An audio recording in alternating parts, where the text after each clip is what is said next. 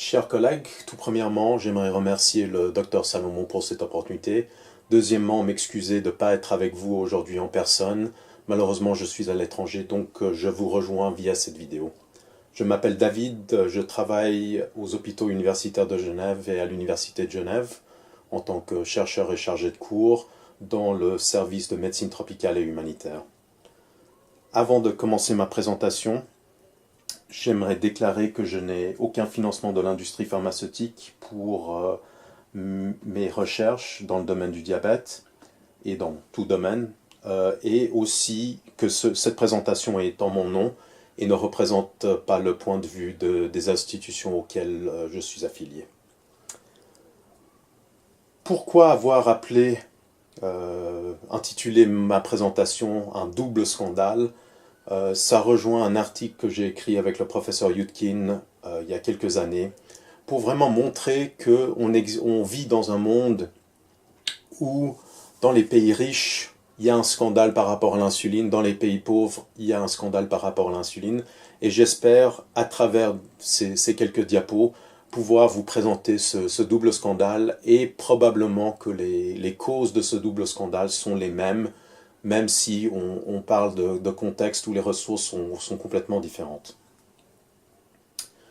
Premièrement, comme vous le savez tous, l'insuline n'est pas un nouveau médicament, n'est pas quelque chose qui a été découvert il y a quelques années.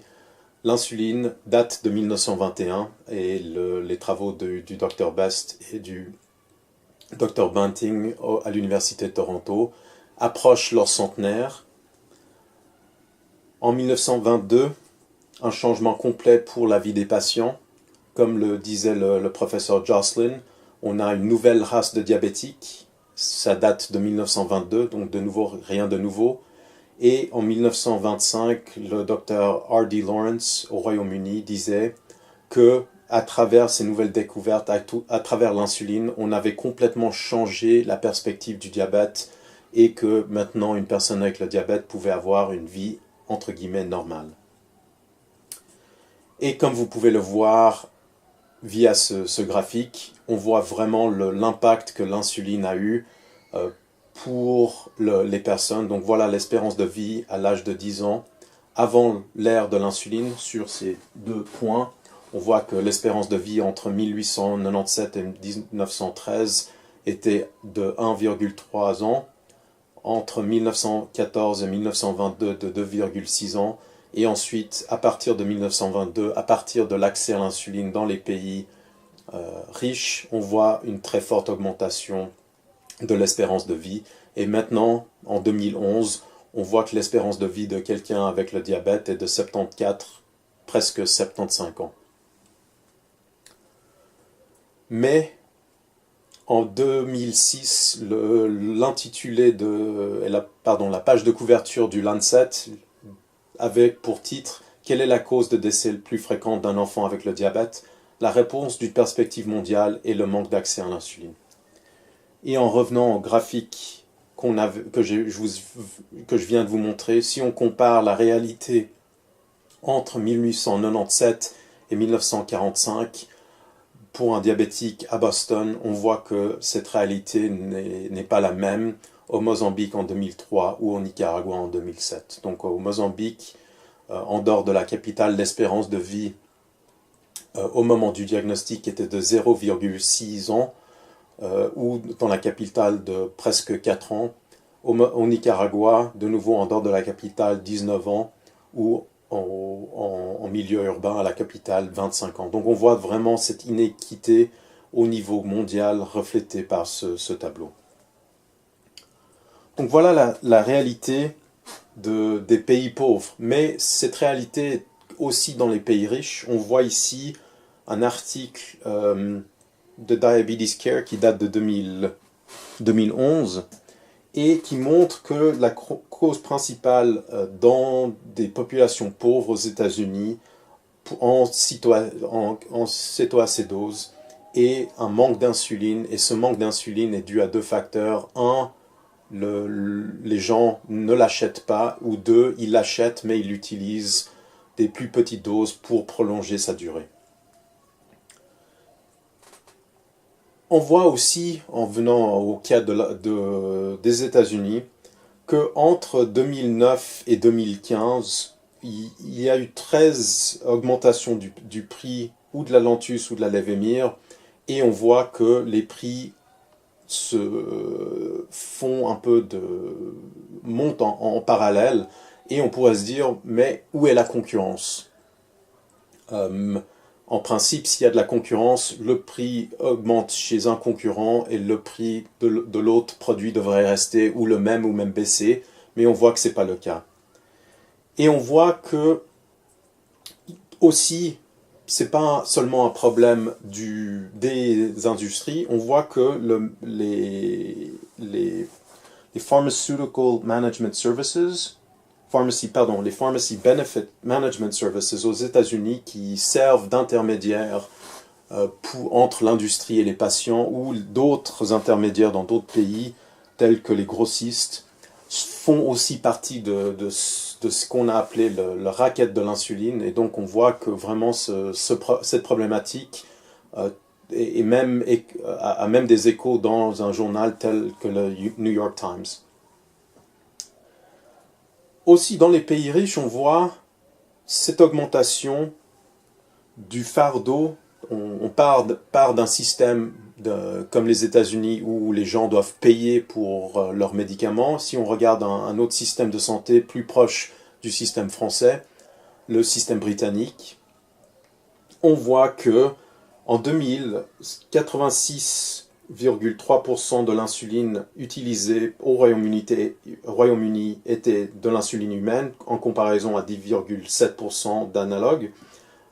Mais en 2008, cette situation avait complètement changé, avec plus de 76% d'insuline au Royaume-Uni était de l'insuline analogue, et que le coût représentait une augmentation énorme pour le système de santé britannique.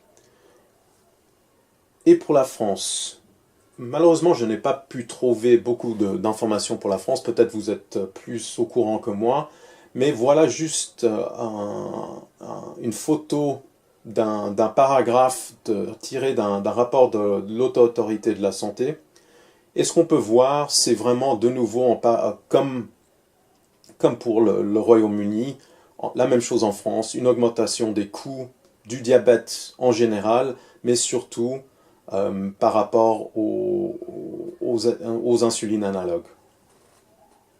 Si on prend un bon élève, on regarde Liquig en Allemagne, qui a sorti vraiment des guidelines par rapport à l'insuline analogue, et qui montre clairement un manque d'évidence, un manque de données par rapport à ce changement entre l'insuline humaine et analogue. Et comme vous le savez peut-être, l'Allemagne ne rembourse pas les insulines analogues, cette décision a créé beaucoup d'émoi au sein de la communauté diabétique, mais on peut voir vraiment ce manque d'évidence, et de lire ces rapports, si vous en avez le temps, démontre réellement le manque de preuves et la qualité presque médiocre, je vais dire, des études dans ce domaine. Pourquoi cette situation? Pourquoi, malgré ce manque de preuves, la pauvre qualité de données qui montrent réellement l'efficacité des insulines analogues, pourquoi est-ce qu'on est dans cette situation? Premièrement, voilà un peu l'état du marché. On voit que par rapport à la valeur du marché global, 99% du marché global est contrôlé par Novo Nordisk avec 44%, Sanofi Aventis avec 33% et Lilly avec 22%, et les autres représentent seulement 1%.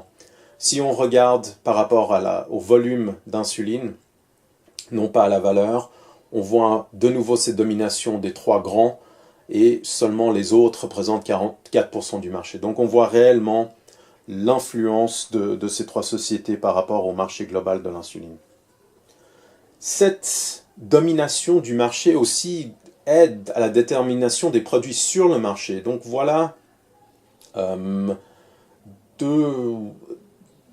deux intitulés d'articles, un de la BBC, l'autre du BMJ, qui montrent le retrait de la Mixtard 30 au Royaume-Uni et aussi que le Novo Nordisk a retiré plusieurs médicaments du marché grec pendant la crise. Et donc vraiment, ces entreprises, de par leur taille, de par leur domination, arrivent vraiment à changer l'état du marché par rapport aux produits.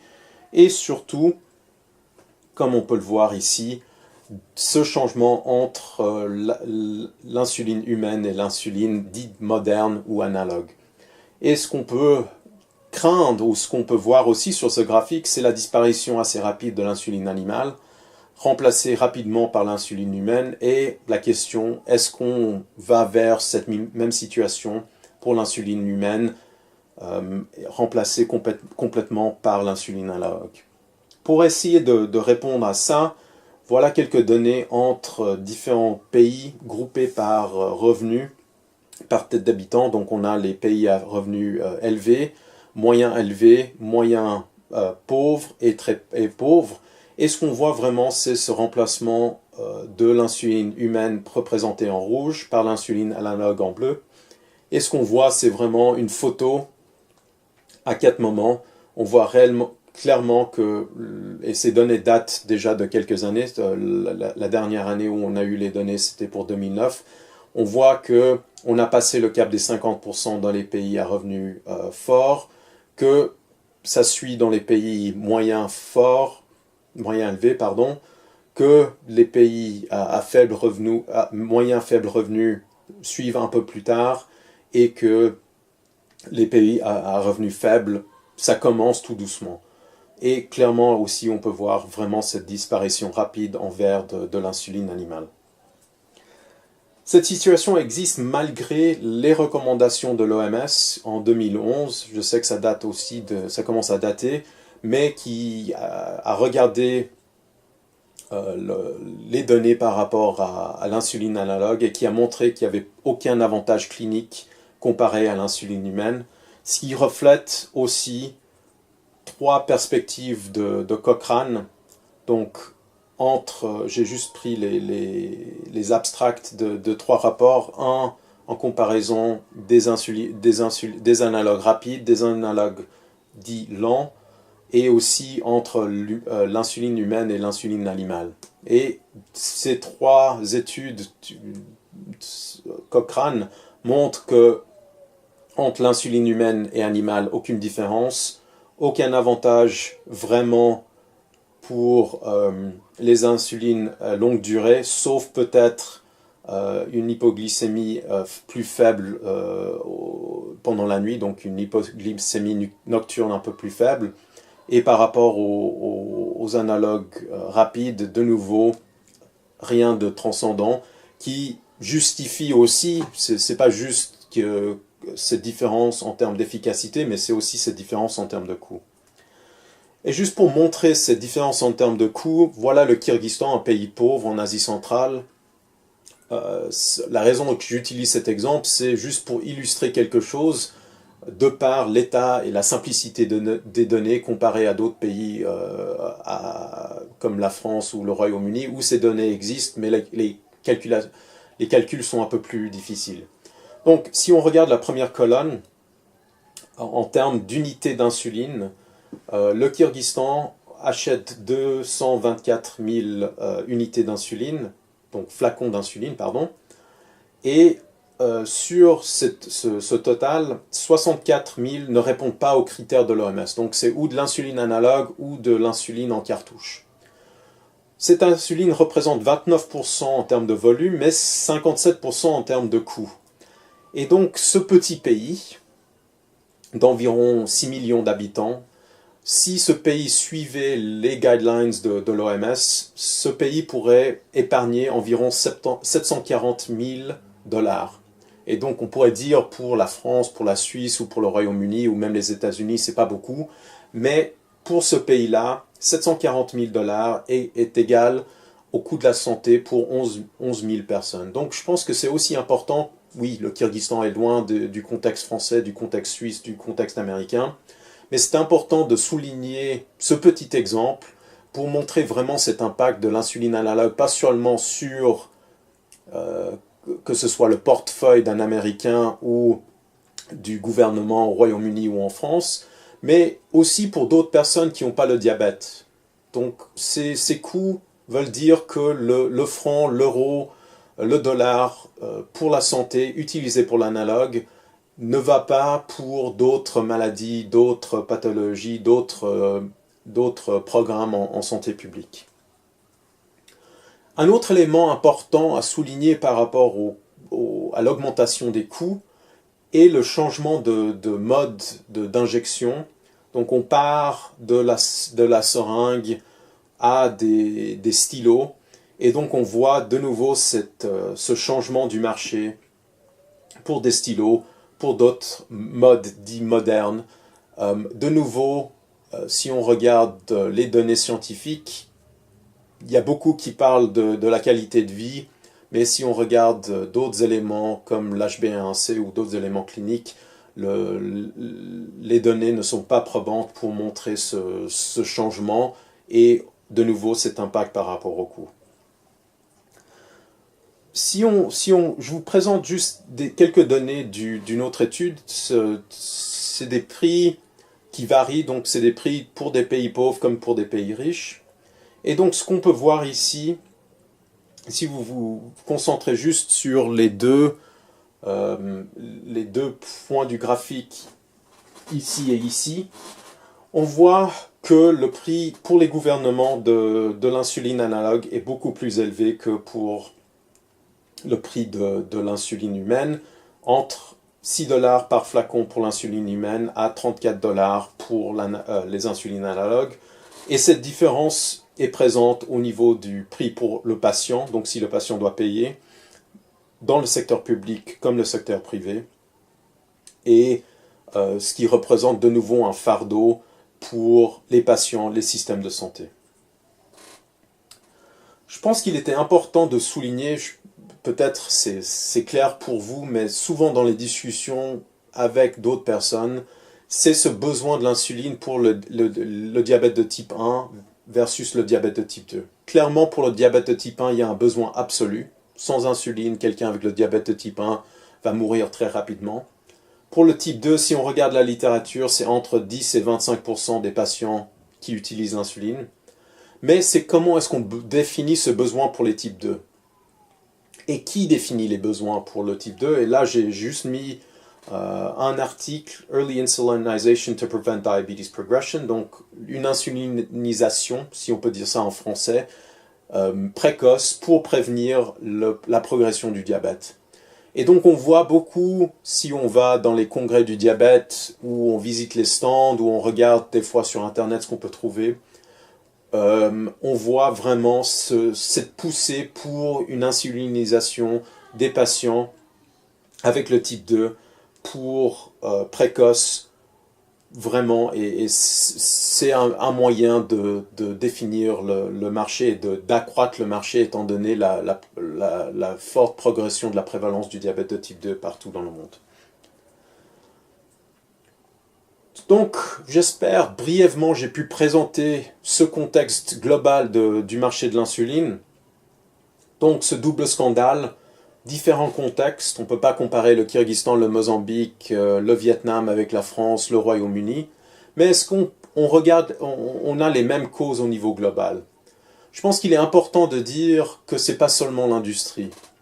Il y a beaucoup d'intermédiaires entre le prix de vente du flacon d'insuline qui sort de chez Novo Nordisk, Sanofi ou Lilly, et le moment où ce flacon arrive dans les mains d'un patient. Et je pense que c'est important de souligner ces intermédiaires qui augmentent le prix, différentes taxes qui existent dans différents systèmes de santé qui font que ce prix augmente.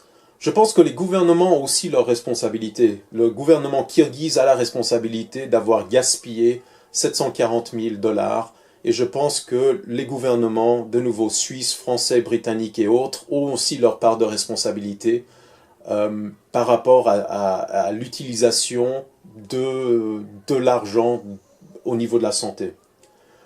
Un autre élément, c'est le manque de sociétés civiles indépendantes.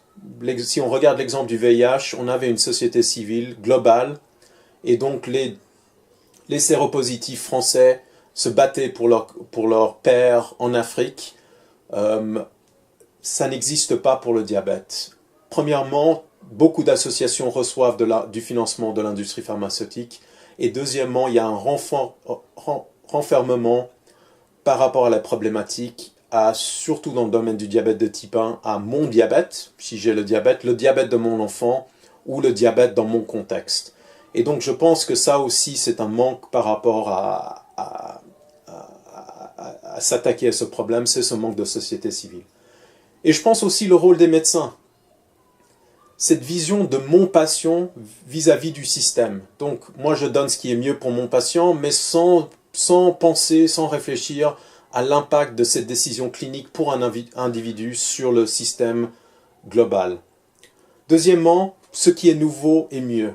Et ce commentaire, je sais qu'on en a discuté un peu avec le docteur Salomon quand on s'est rencontré à Genève, brièvement, mais avec beaucoup de discussions, avec beaucoup de personnes, que ce soit de nouveau dans des pays pauvres ou riches, il y a cette vision. Ce qui est nouveau est mieux. Et aucune réflexion vraiment par rapport à ce que ça veut dire. Est-ce que c'est vraiment meilleur? Peut-être c'est meilleur, mais à quel coût? Et donc de nouveau, oui, l'industrie pharmaceutique a un gros rôle à jouer par rapport à cette problématique, mais d'autres ont aussi leur rôle, et je pense que on ne peut pas nécessairement changer l'industrie pharmaceutique, mais on peut essayer de changer la perspective, peut-être des gouvernements, peut-être de la société civile, et j'espère des médecins. Mon mot, M-O-T ou M-A-U-X, de la fin. Je pense que ce qui est important pour moi, c'est cet aspect d'équité globale. Donc il y a une inéquité globale, mais aussi nationale. Et donc je pense, surtout en Europe, où la crise financière perdure, où les budgets sont de moins en moins visés sur la santé ou les éléments sociaux, est-ce que cette inéquité va augmenter et est-ce qu'on va vivre dans une société à l'américaine où d'un côté on a des diabétiques qui ont accès à tout et d'un autre côté on a des diabétiques qui sont admis en urgence par manque d'insuline. De nouveau, je vais revenir à pas seulement la faute de l'industrie, et le professeur Mintzberg de l'université de McGill, qui est professeur en gestion, décrit la société, ou les sociétés, comme un tabouret avec 3 jambes. Une jambe représente la société civile, l'autre jambe, le secteur public, et la troisième jambe, le secteur privé. Et ce qu'il décrit, c'est que si une jambe perd du pouvoir vis-à-vis d'une autre jambe, on a un tabouret qui vacille et on risque de tomber. Et je pense que dans le cas de l'insuline, les gouvernements, la société civile ne jouent pas leur rôle, ce qui laisse la porte grande ouverte à l'industrie pharmaceutique, et donc notre tabouret, je dirais, vacille, et j'aimerais pas m'asseoir sur ce tabouret parce que je pense que je tomberai par terre assez rapidement. J'aimerais juste terminer ma présentation avec cette citation de Franklin Roosevelt. « Le test de notre progrès n'est pas si nous ajoutons plus à l'abondance de ceux qui ont beaucoup, il est de savoir si nous fournissons assez pour ceux qui ont peu. » Et je pense que c'est ça, surtout dans le domaine du diabète, où on a des lecteurs de glycémie, des lecteurs continus de glycémie, des nouveaux médicaments, des insulines toujours plus rapides, plus innovantes, plus modernes. Est-ce que ces développements, ces innovations vont seulement à une poignée de personnes et les gens vraiment qui ont des besoins concrets ne reçoivent pas la base de ce qu'ils ont besoin, donc juste de l'insuline humaine en flacon qu'ils arrivent à payer de leur poche ou que leur gouvernement arrive à acheter. De nouveau, mes excuses de ne pas être avec vous en personne, mais si vous avez des questions, des commentaires, n'hésitez pas à m'envoyer un message et j'espère pouvoir vous rencontrer en personne lors d'un autre de vos séminaires. Merci beaucoup.